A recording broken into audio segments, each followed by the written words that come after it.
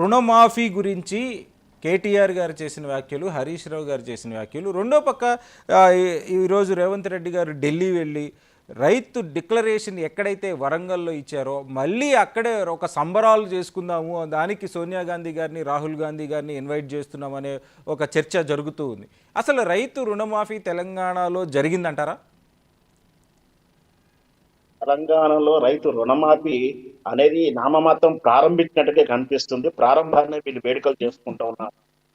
ఇంతవరకు వాళ్ళు చెప్పిన లెక్క ప్రకారమే మినిమం 50% కూడా వీళ్ళు పరిష్కారం చేసినట్టు కనిపిస్తలేదు. కేవలం ఆర్భాటాలు చేస్తూ మాట్లాడిన వాడిని, ప్రశ్నించిన వాడిని జైల్లో వేస్తూ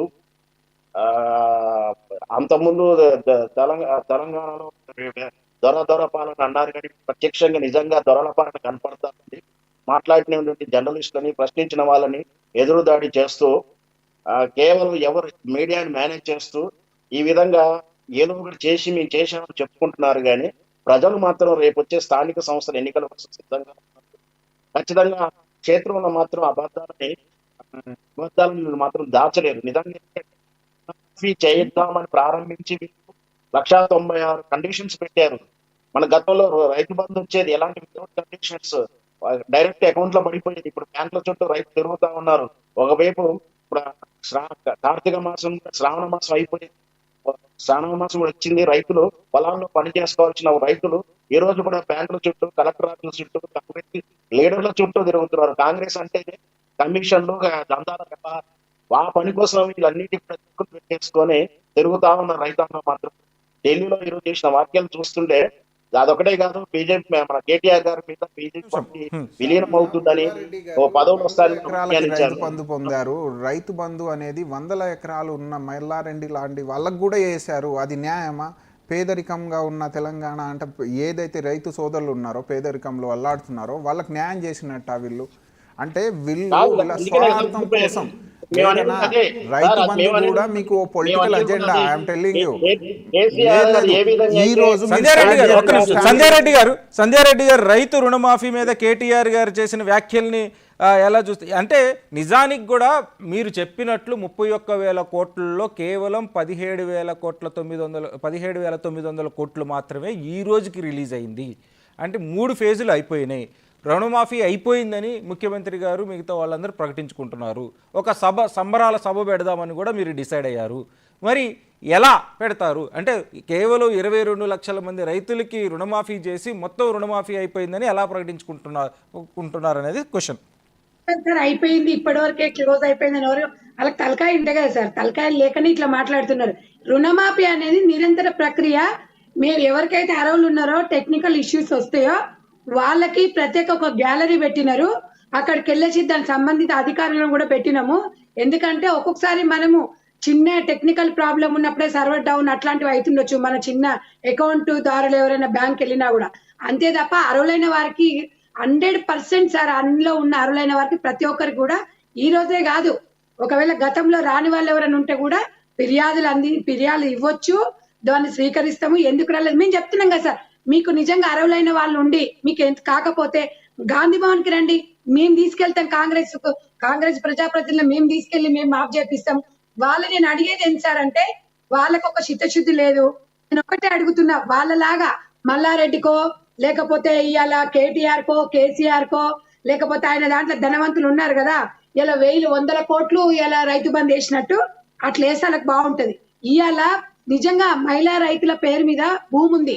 ఇప్పుడు బంగారం తాకట్టు పెట్టిన వాళ్ళకైనా దగ్గర 1,00,000 మంది రైతులు ఫోన్ చేశారు, మాకు కంప్లైంట్స్ వచ్చినాయని కేటీఆర్ గారు చెప్తున్నారు. ఆయన కంప్లైంట్ ఆయనకే చెప్తారు. కంప్లైంట్ ఆయనకు చెప్తే ఏం చేసిండంటే, గతంలో మేము ఒకటి అడుగుతున్నాం సరే, ఎలక్షన్స్ కి ముందు వీళ్ళు వెళ్ళిండ్రు, ఆ లిక్కర్ టెండర్ ఏమో 4 నెలల ముందు టెండర్ వేసిర్రు. మరి రైతు బంధు పైసలు ఎందుకు వేయలేదు సార్? మరి వాళ్ళకి చిత్తశుద్ధి ఎందుకు లేదు చెప్పండి. నేను అనేది ఏంటంటే, వాళ్ళ ఒక మాట మీద ఉండరు, వాళ్ళకు స్థిరంగా ఉండదు, అమ్మ పెట్టదు, అడుకోనియదు. తెలంగాణ తెచ్చిన తర్వాత రాజుల సొమ్ము రాళ్లపాల శివాల మీద పేలాలు ఏర్కొని తిని బాగా ఎట్లా నున్నగా ఎట్లా బలిసిండ్రు. ఇవన్నీ బల్పు మాటలు మాట్లాడకుండా కాంగ్రెస్ పార్టీ మహిళల కోసము, రైతుల కోసము, తమ్ముళ్ళకు ఉద్యోగాలు రాలేదు, ఉద్యోగాల కోసము, యువత కోసము వీరందరూ కూడా స్కిల్ డెవలప్మెంట్ ప్రోగ్రామ్స్ కూడా పెడుతున్నారు. స్కిల్ నైపుణ్యత తెలియక చాలా మంది కూడా ఇవాళ సోమరిపోతులు అవుతున్నారు. అట్లా కాకుండా తెలంగాణలో ప్రతి ఒక్క కుటుంబం బాగుండాలి, సోమరితనంగా కాకుండా ప్రతి ఒక్కరి స్కిల్ లేకనే వీళ్ళంతా కూడా యువత పక్కదారి పట్టిస్తుంది.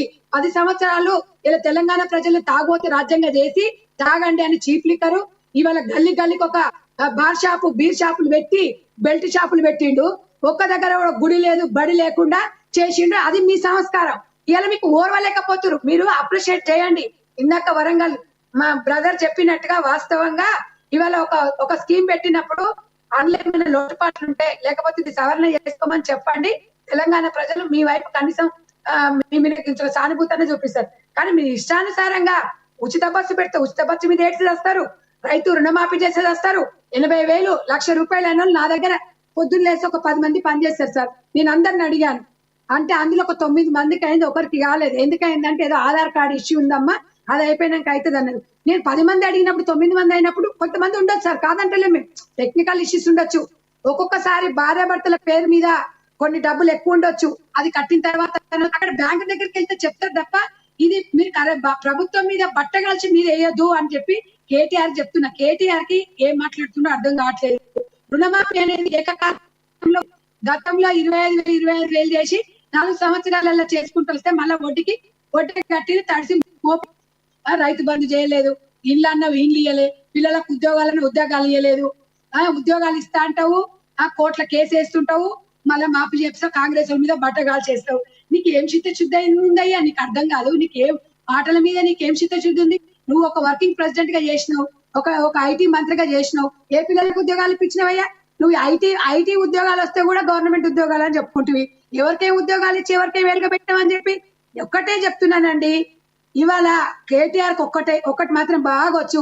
పేడేడ్ ఆర్టిస్టులను పెట్టి ఓ హీరోయిన్లను పెట్టి భయభ్రాంతులకు చేసి వాళ్ళని సోషల్ మీడియాలో ఈ అడ్డమైన పోస్టులు పెట్టి వైరల్ చేయడం మాత్రమే తెలుసు. అంతకు మించి ఆయన పనిచేసే వ్యక్తే కాదు.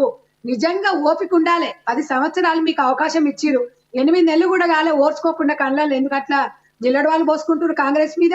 ఇలా రేవంత్ రెడ్డి గారు కళ్ళలకు చూడనీకే వీళ్ళకి ఇష్టపడతలేరండి. వీళ్ళ రేవంత్ రెడ్డి గారు చూడనీకే వీళ్ళు ఇష్టపడట్లేదు. ప్రతిపక్షం ఉండనీకి వస్తలేరు. ఏదో కిచికాయలు పెట్టుకుంటారు, పంచాయతీలు పెట్టుకుంటారు, బయటికి పోతురు. మేమేం అట్లా కాదు. తెలంగాణలో వీళ్ళందరూ కూడా ప్రతిపక్షంలో ఉండాలి, సంక్షేమ పథకాలు ప్రతి ఒక్క గ్రామానికి చేరాలని మేము చూస్తుంటే గిల్లి కజ్జాలు పెట్టుకొని ముఖం లేదు కదా వీళ్ళకు. ఏదో ఒకటి పంచాయతీ పెట్టుకోవాలి, బయటికి పోవాలి, బట్ట ఖర్చు మీద వేయాలి.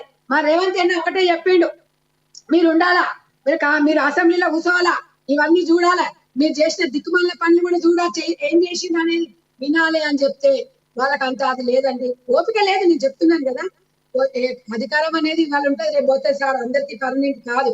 ఇవాళ మీరు రైతుల కోసం ఏం చేసారు, మహిళల కోసం ఏం చేశారు అనేది కాంగ్రెస్ పార్టీ చెప్తుంది, ప్రజలు కూడా చెప్తారు.